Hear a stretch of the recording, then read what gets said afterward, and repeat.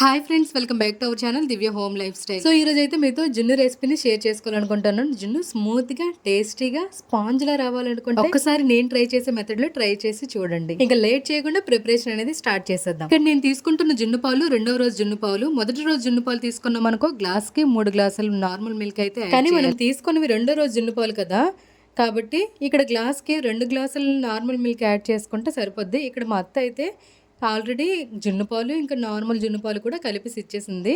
So ఇప్పుడు మనం ఇందులోకి బెల్లం యాడ్ చేసుకోవాలి. ఇప్పుడు బెల్లంను చిన్న చిన్న ముక్కలుగా కట్ చేసుకొని ఈ పాల్లోకి అయితే యాడ్ చేసుకుందాం. నార్మల్ గా స్వీట్ కొంచెం తక్కువగా తిన్న వాళ్ళైతే 4 కప్పుల పాలకి 1/2 కప్పు వరకు బెల్లం అయితే యాడ్ చేసుకోవాలి. బట్ స్వీట్ కొంచెం ఎక్కువ తిన్న వాళ్ళు 4 కప్పుల పాలకి 3/4 కప్పు వరకు కూడా బెల్లం యాడ్ చేసుకోవచ్చు. మీకు అర్థమయ్యే ఉంటది అనుకుంటా. మేము కొంచెం స్వీట్ ఎక్కువే తింటామని చెప్పి 3/4 కప్పు వరకు కూడా బెల్లం యాడ్ చేసుకున్నాం. ఇప్పుడు మనం పాల్లో యాడ్ చేసిన బెల్లం అంతా కూడా కరిగినంత వరకు కొంచెం మిక్స్ చేసుకుని ఒక 10 మినిట్స్ వరకు సైడ్ ఉంచుకుందాం. ఈ బెల్లం కరిగే లోపు మనం చేయాల్సిన పని అంటే ఇంకోటి, అదేంటంటే ఒక 10 మిరియాలు తీసుకొని బాగా దంచుకుందాం. ఇన్స్టెంట్ గా ఇలా మిరియాల పౌడర్ వేయడం వల్ల జున్ను టేస్ట్ ఇంకా స్మెల్ కూడా చాలా బాగుంటది.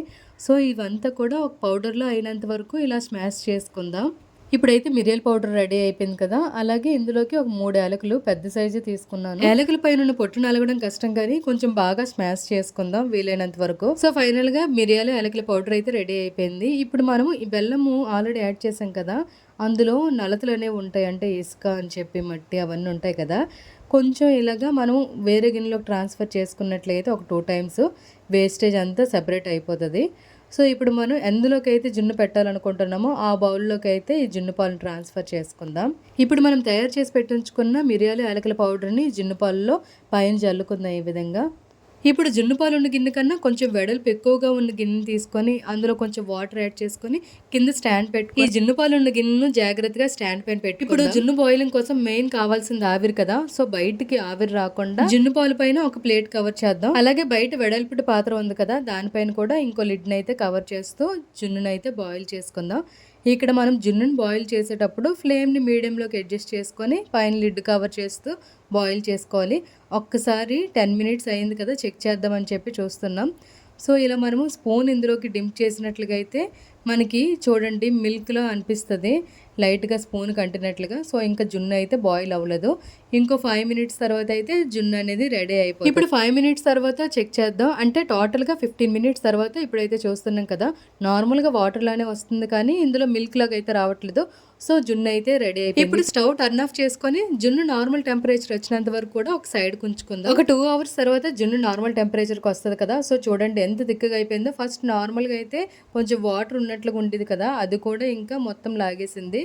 మొత్తానికి థిక్గా స్పాంజీలో ఉన్న జున్ను అయితే రెడీ అయిపోయింది. చూస్తుండగానే నోరు ఊరిపోయేలా ఉంది. ఇప్పుడు జున్నుని మనం ఫ్రిడ్జ్లో స్టోర్ చేసి తిన్నా బాగానే ఉంటుంది, ఇంకా నార్మల్ టెంపరేచర్కి వచ్చేసింది కాబట్టి ఇప్పుడు టేస్ట్ చేసినా బాగానే ఉంటుంది. సో ఫైనల్గా ఇప్పుడు మనమైతే టేస్ట్ చేసి చెప్దాం ఎలా వచ్చిందని. జున్ను ప్రిపేర్ చేస్తుండగానే ఏదో స్వీట్ రెసిపీ చేస్తున్నంతలా స్మెల్ అయితే భలే వచ్చింది. ఎందుకంటే మనం ఇందులో యాలకుల పౌడర్ ఇంకా మిరియాల పౌడర్ యాడ్ చేసాం కదా, అది కూడా ఇంకా స్వీట్ రెసిపీ కాబట్టి చాలా మంచిగా స్మెల్ అయితే వచ్చింది. అది కూడా జున్ను అయితే ఎంత పర్ఫెక్ట్ కన్సిస్టెన్సీ చూడండి ఎలా వచ్చిందో. నేను ప్రిపేర్ చేసి ఈ మెథడ్లో ఒక్కసారి ట్రై చేసి చూడండి, కన్సిస్టెన్సీ అనేది పర్ఫెక్ట్గా వస్తుంది. ఇక్కడ మనం ప్రిపేర్ చేసే జున్ను అనేది మరీ గట్టిగా రాలేదు, అలాగని నుజ్జు అయినట్లు కూడా రాలేదు. చూడండి ఎంత పర్ఫెక్ట్ గా వచ్చింది. ఇన్స్టెంట్ జున్ను పౌడర్స్ తో జున్ను ప్రిపేర్ చేసి తిన్న ఇలా సహజ సిద్ధమైన ఆవు పాలు జున్ను తినడం వల్ల ఆ సాటిస్ఫాక్షన్ వేరని చెప్పొచ్చు. సో చూసారు కదా వీడియో, ఆవు పాలతో జున్ను ఎలా తయారు చేయడం అనేది. మీరు కూడా ఒక్కసారి ట్రై చేసి టేస్ట్ ఎలా వచ్చిందండి కామెంట్ చేయండి.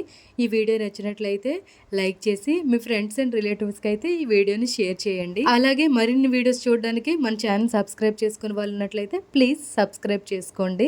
అలాగే నేను ప్రిపేర్ చేసే ఈ జున్ను ప్రాసెస్ అనేది ఈజీగా అనిపించిందా, డిఫికల్ట్గా అనిపించిందా, ఎలా అనిపించింది అనేది ఒక్కసారి కామెంట్ చేయండి ప్లీజ్.